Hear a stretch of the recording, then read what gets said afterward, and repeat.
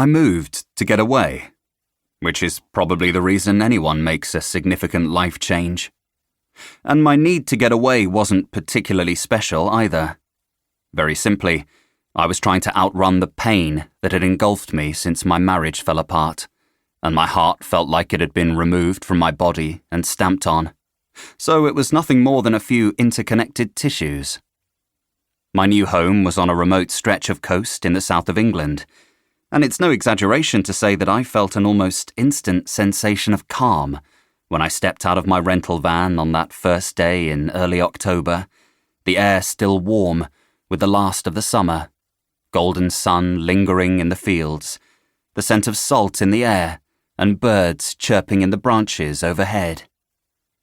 I stretched my arms out wide and gulped down a few deep breaths, imagining the air's passage through my blood, like I'd learned when online yoga sessions had been the only thing to get me out of bed in the morning.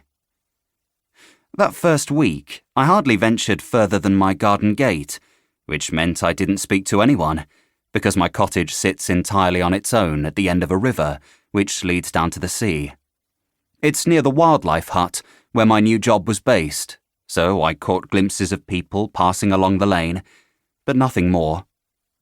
I had meant to pop over and say hi to Holly, my new boss, but it took much longer than I'd anticipated to get the cottage straight.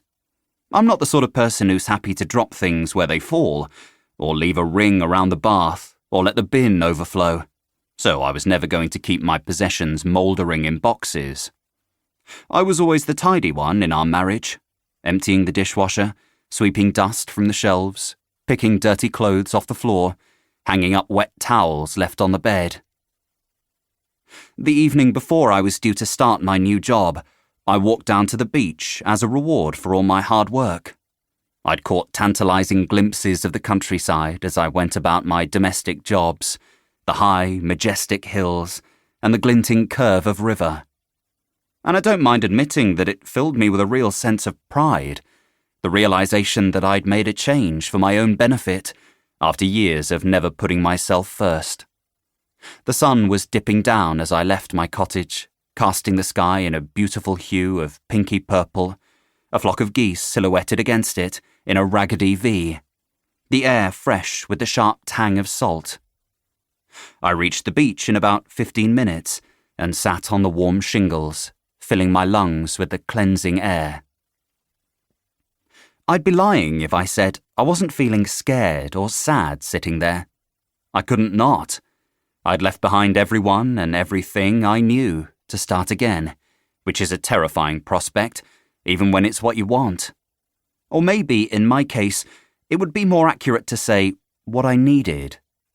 Before I left London, people had started to feel overwhelmingly messy, and the idea of being alone for a bit, of reconnecting with myself, felt pretty imperative.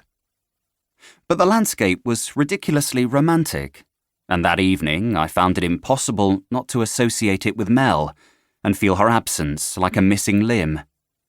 I let myself wallow, which is something I'd promised myself I would stop doing after the move. But my wife is a conundrum that I'm not sure I'm ever going to be able to solve. I have, quite simply, never been as sad or lonely as she made me feel at the end. Although I find that thought hard to reconcile with all the things I know were great about our relationship and all the ways I loved her. We met on a dating app, swiping left and right until we matched. And even though that sounds soulless, we both knew immediately that we'd found our person. In fact, on our very first date, we both deleted the app in front of each other. Maybe we rushed into it. It's something I worry about quite a bit, as we were both 36 and shared a sense that time was ticking.